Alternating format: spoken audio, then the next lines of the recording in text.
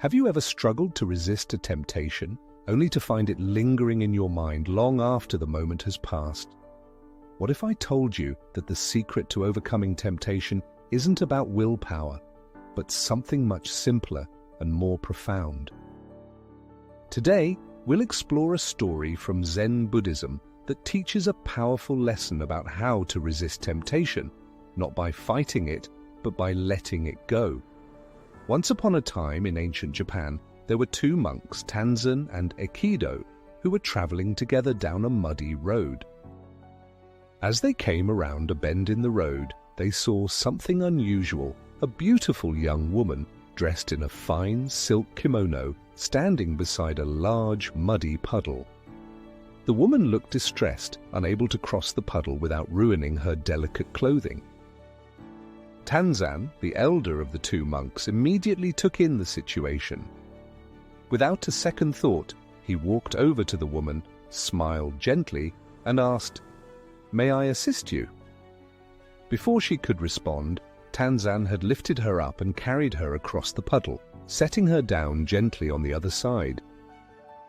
Tanzan returned to his companion, and the two monks continued their journey in silence. But something had changed. While Tanzan seemed at peace, walking with a serene expression, Aikido was troubled. His mind was racing, his thoughts spinning around what had just happened.